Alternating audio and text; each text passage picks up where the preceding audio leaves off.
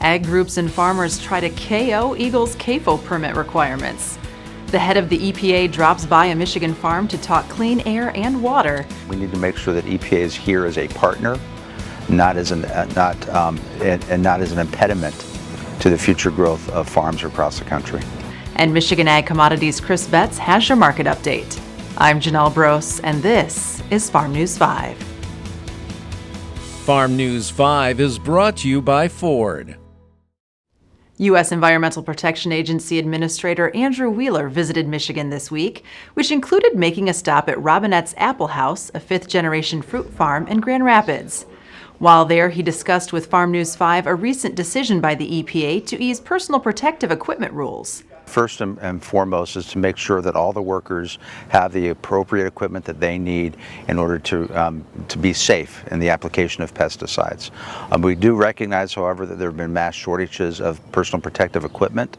So what we did yesterday was provide some one-time only exemptions to allow other equipment, perhaps some equipment from foreign sources that normally would have to go through the regulatory process at EPA before it could be used. So that as long as that equipment is as effective as the equipment it would be replacing, that people could still use that. We're also reducing the amount of equipment necessary for training purposes, because we want to make sure that the equipment is being used for the actual application. And then some of the equipment can actually be reused.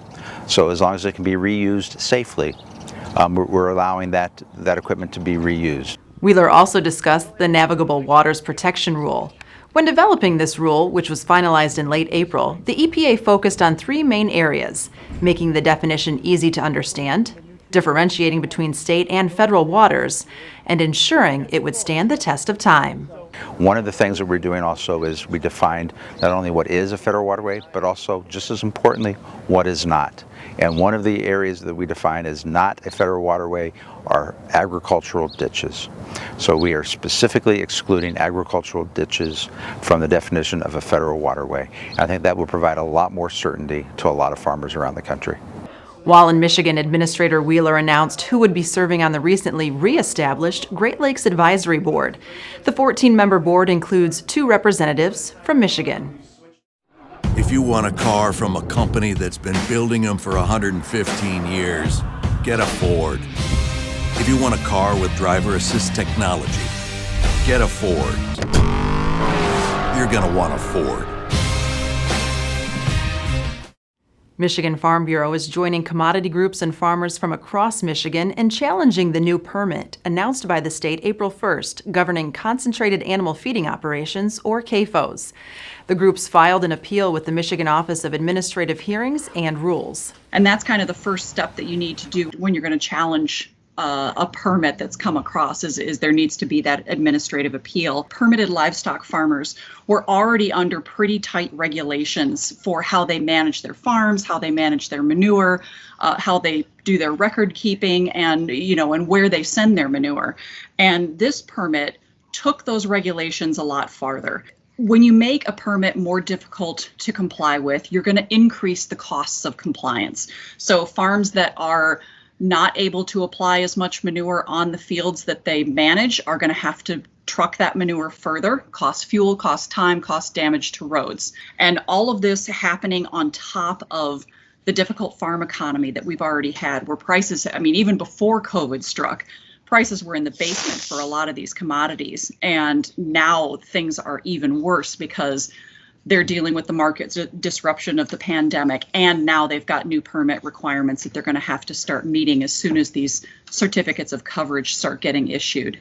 The appeals process is expected to take, at minimum, several months to run its course. What happens when a road accident results in a hazardous waste spill? Contact attorney Dirk Beckwith at 248-539-9918 to learn the next steps.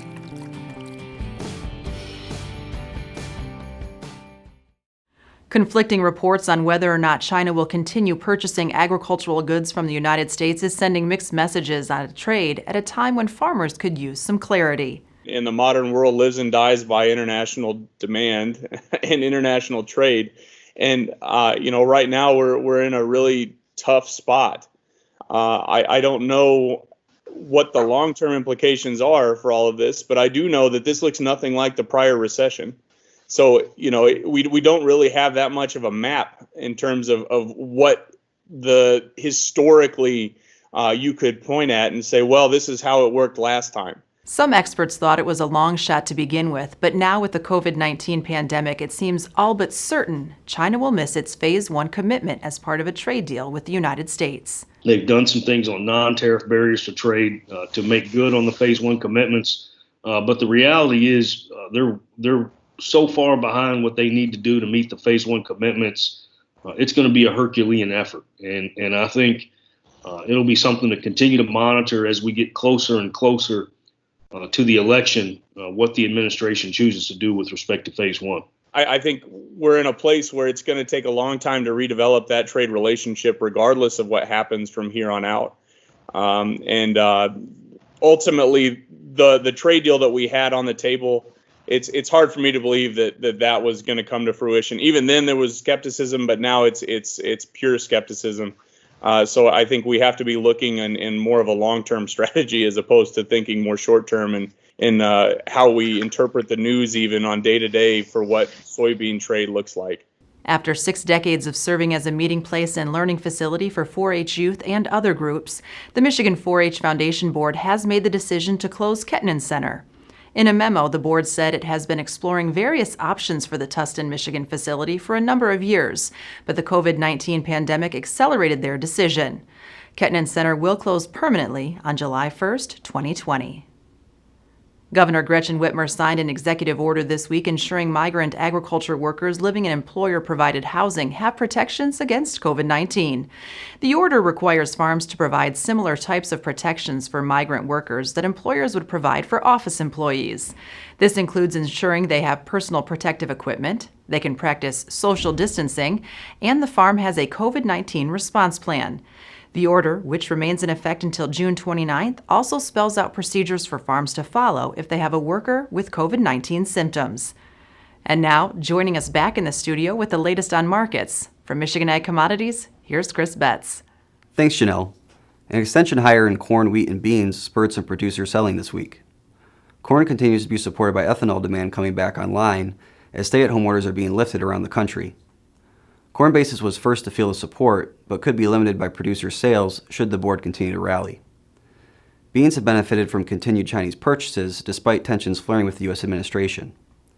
Most of the buying has been in the new crop slot as South American shipments have remained strong in the near term. Wheat followed corn and beans higher, but will have also felt some support from drying weather patterns in the U.S. plains, as well as the EU Black Sea region. For more market information, go to michag.com. With Michigan Agricultural Commodities, I'm Chris Betts. For more news and video, visit MichiganFarmNews.com or the Michigan Farm Bureau channel on YouTube. With Farm News 5, I'm Janelle Brose. Have a great week of farming.